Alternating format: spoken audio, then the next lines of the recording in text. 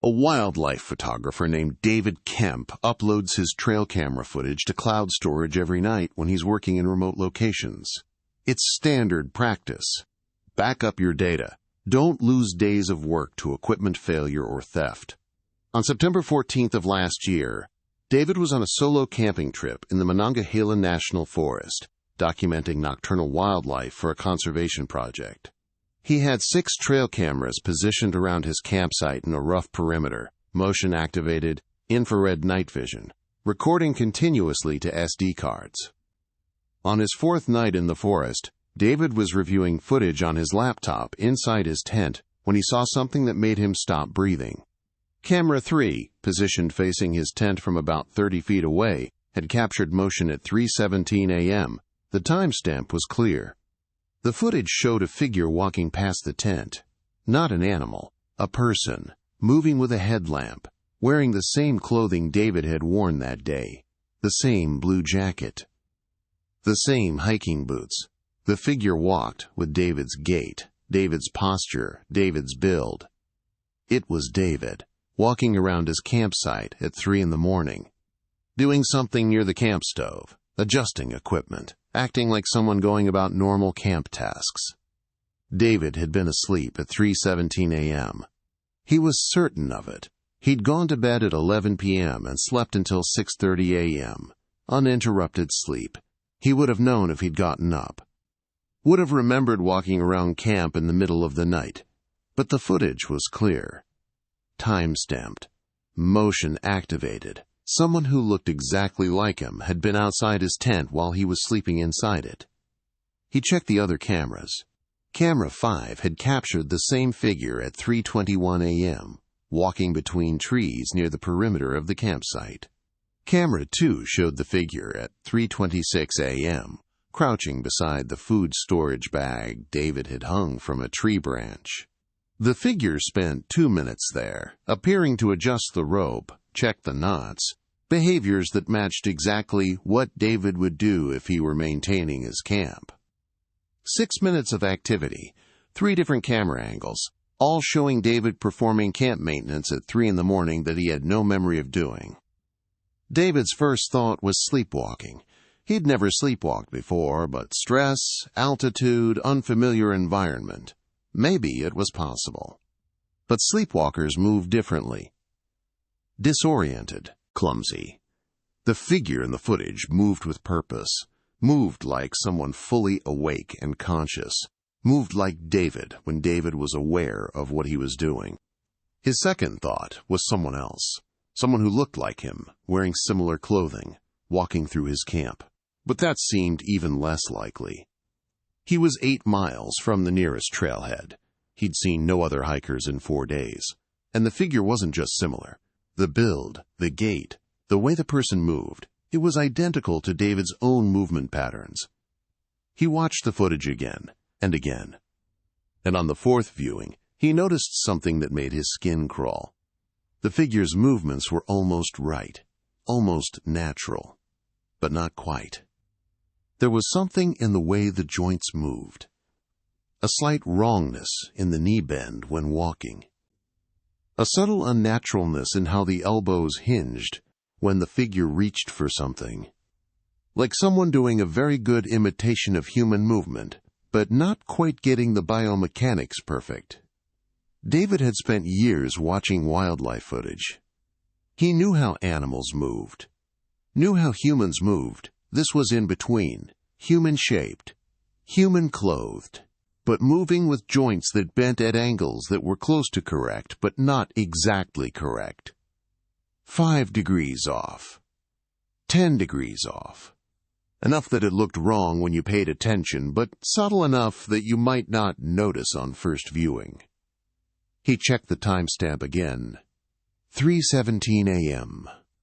He pulled up his fitness tracker data. His watch monitored sleep patterns, heart rate, movement.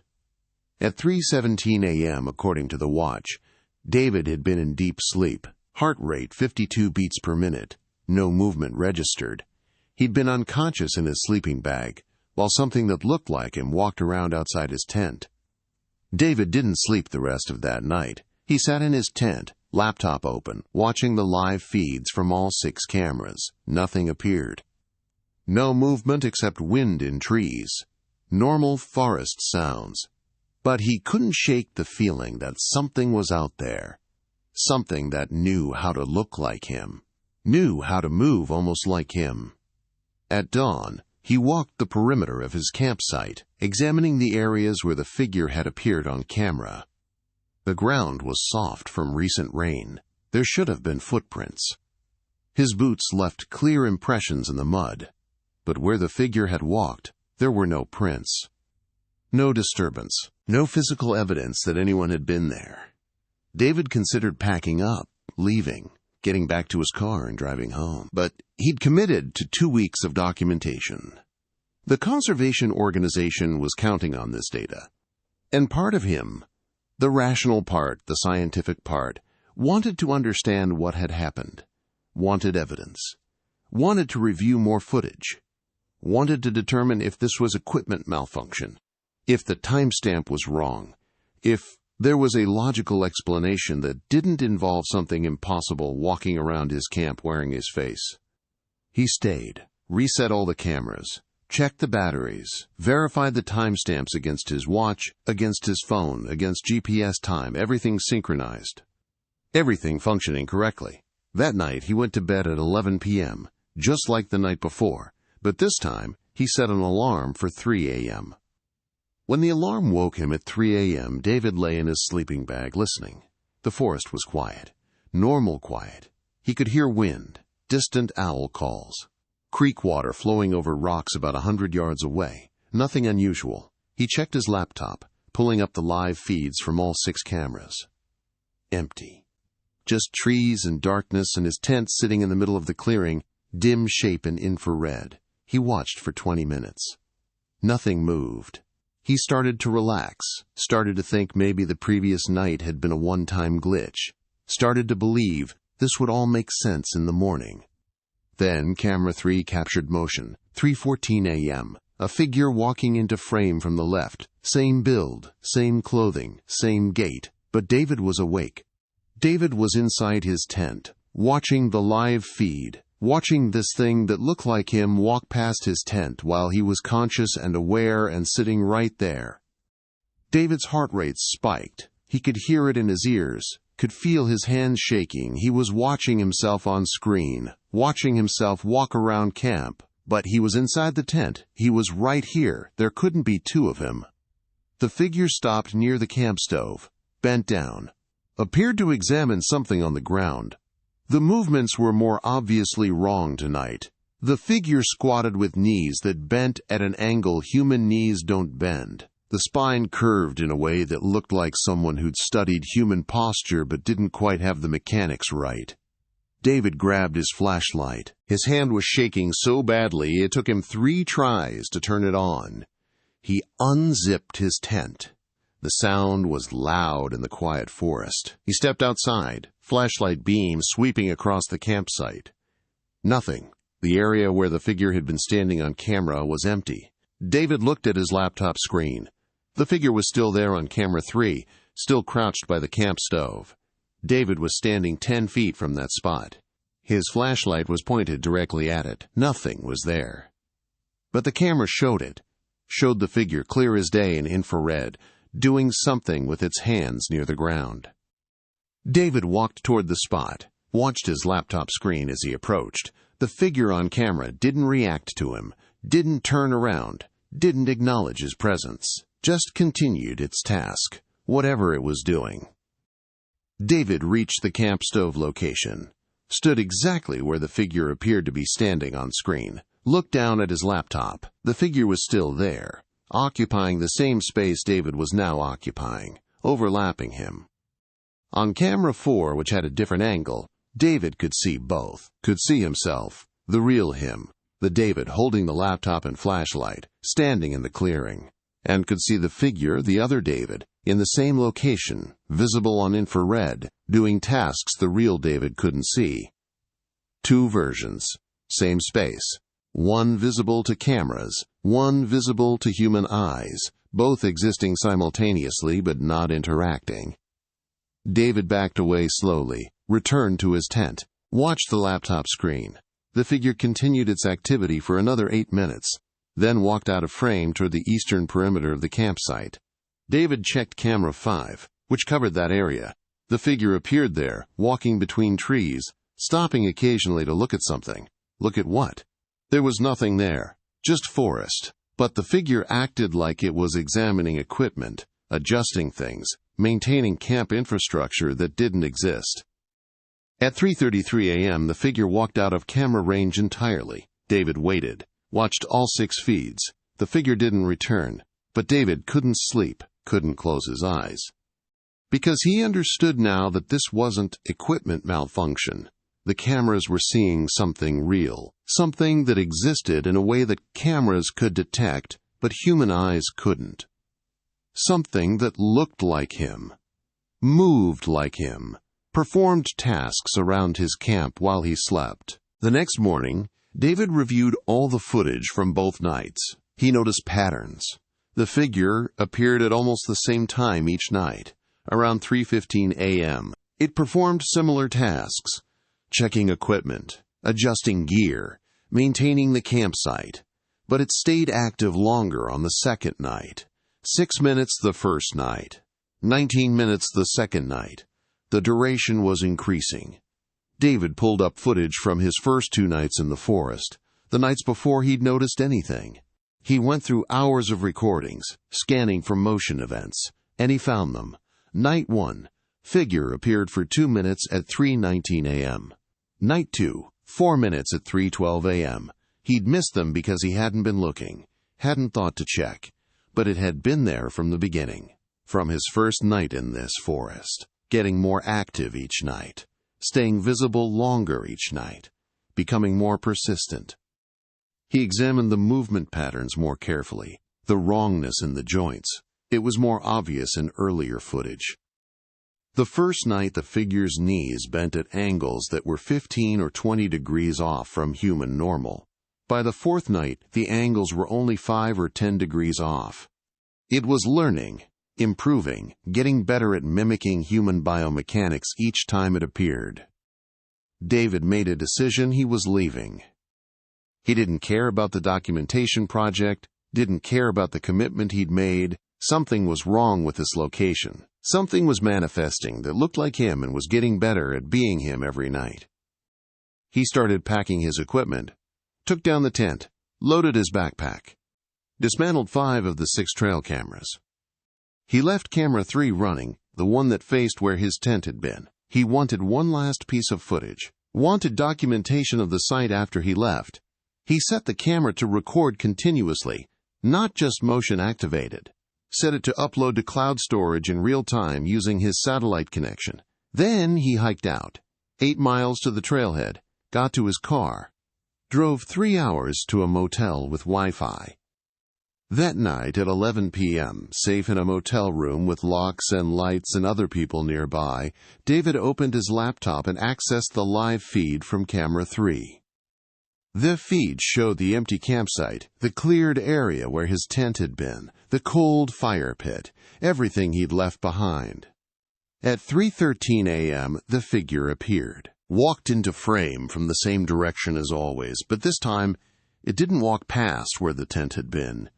It walked to where the tent had been, stopped there, and just stood in the empty space, as if confused. As if it had expected the tent to be there and couldn't understand why it wasn't. The figure looked around, turned its head left, then right. The movement was smoother now, more natural.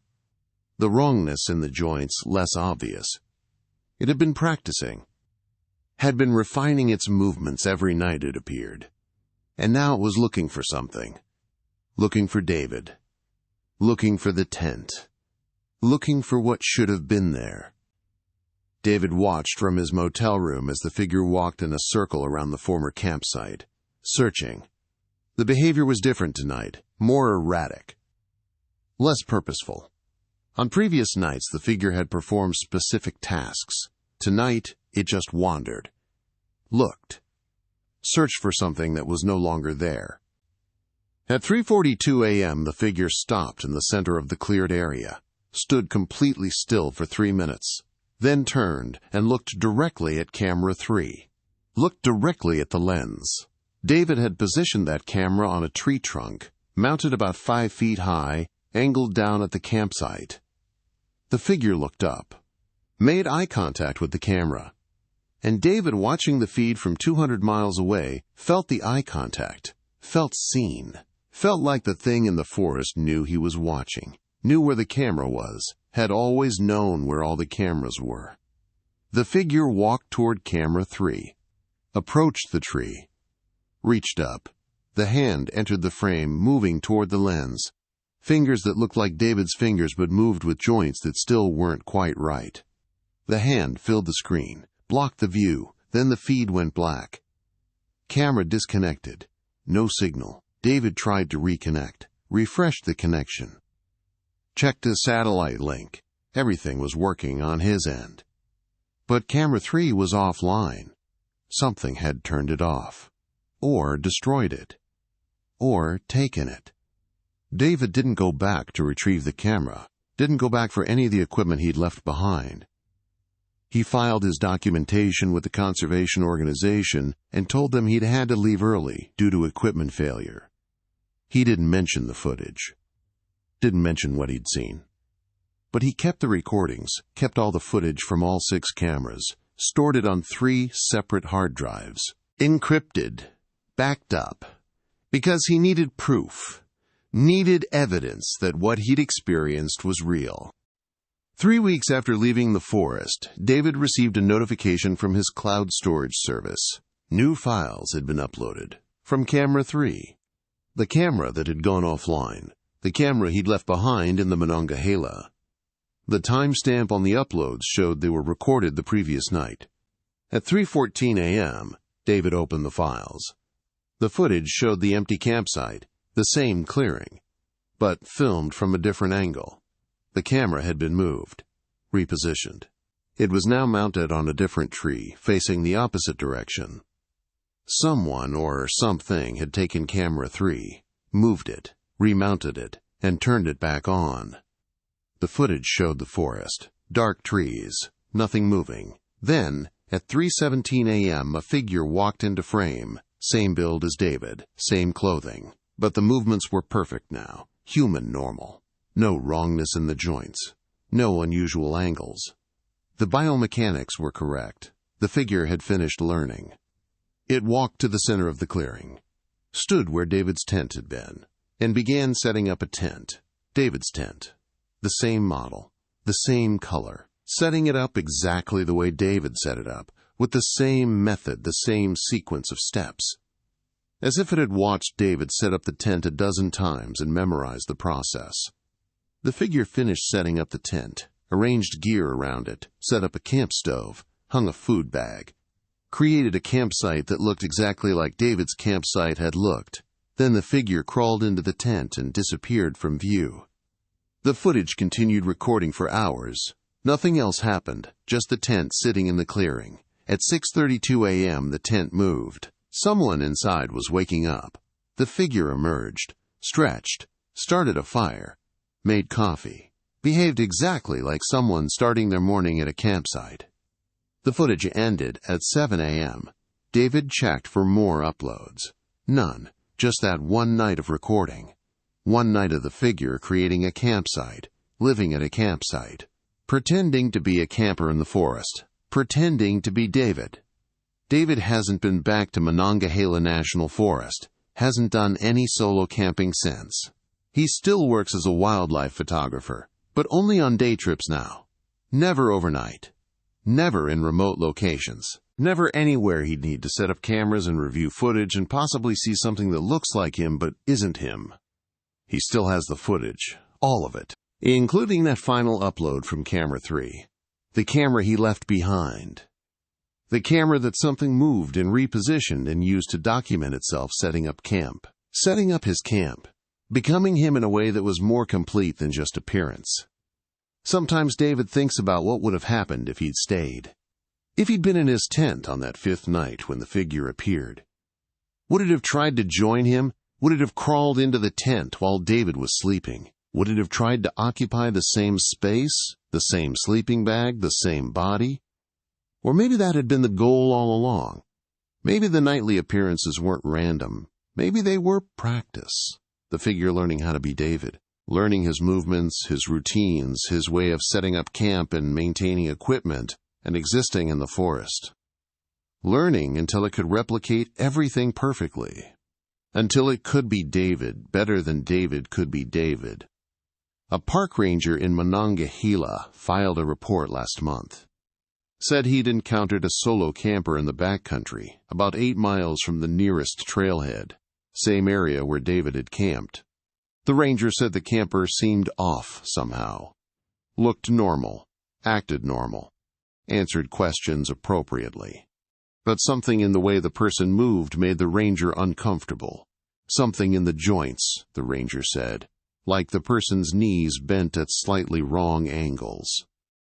The ranger asked for ID. The camper showed him a driver's license. The name on the license was David Kemp. The photo matched David's face. But David hasn't been to Monongahela since September, hasn't been camping anywhere since September. And he certainly didn't give his license to anyone else. The ranger ran the license number. It came back valid, current, no issues. He let the camper go. Didn't think much of it until he saw a missing person report 3 weeks later. A different hiker. Same area of forest. Last known location about 8 miles from the nearest trailhead. Same spot where the ranger had encountered the camper with David's ID. That hiker hasn't been found.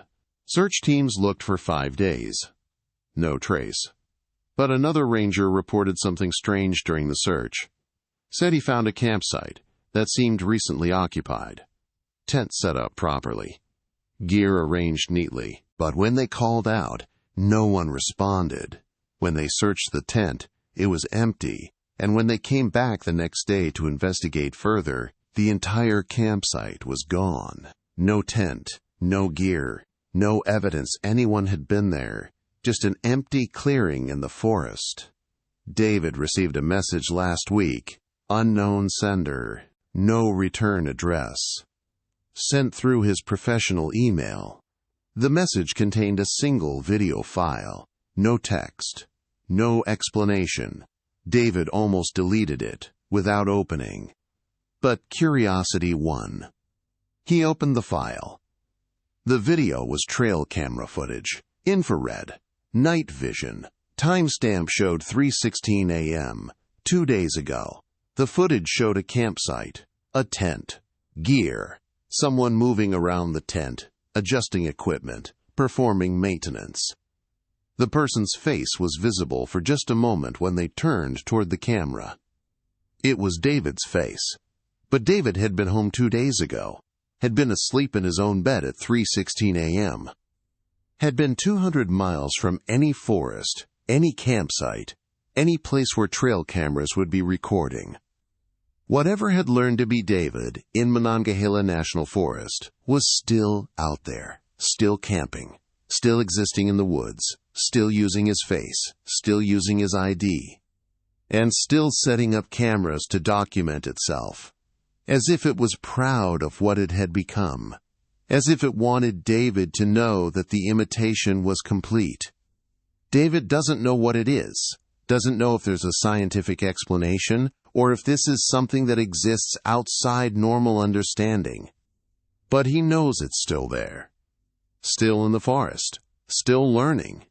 And maybe still improving. Maybe getting better at being human. Better at being David. And maybe, eventually, it will be perfect. We'll move exactly right. We'll speak exactly right. We'll exist in the world in a way that no one would question. We'll be David completely. Not an imitation, not a copy, just David, more David than David himself. The next time someone encounters a solo camper in Monongahela National Forest, they might not notice anything wrong, might not see the angles that are slightly off, might not feel the uncanny valley wrongness that makes people uncomfortable, because the thing in the forest has had time to practice, has had time to watch and learn and refine, has had time to become perfect. And if you're setting up trail cameras on your next camping trip, if you're documenting wildlife or research, or just keeping an eye on your campsite during the night, check your footage carefully. Check the timestamps. Check the movements. Make sure that the person walking around your camp at 3 a.m. is actually you. Make sure their joints bend the right way. Make sure their movements match human biomechanics exactly. Because something in the forests is learning how to look like us, learning how to move like us, learning how to be us. And it's getting better every night. Practicing, perfecting, preparing for the day when it doesn't need the forest anymore. When it can walk into the world and exist as someone else, as you, complete and perfect and utterly convincing. The cameras see it first. The cameras always see it first. That's what David learned. Technology sees things human eyes miss. Infrared catches what visible light doesn't. Motion sensors detect movement we sleep through. And if your cameras show you something impossible, something that looks like you but isn't you, don't ignore it. Don't rationalize it. Don't convince yourself it's equipment malfunction or sleepwalking or stress. Believe what the cameras show you and leave before it learns enough. Before it becomes good enough. Before the imitation becomes perfect.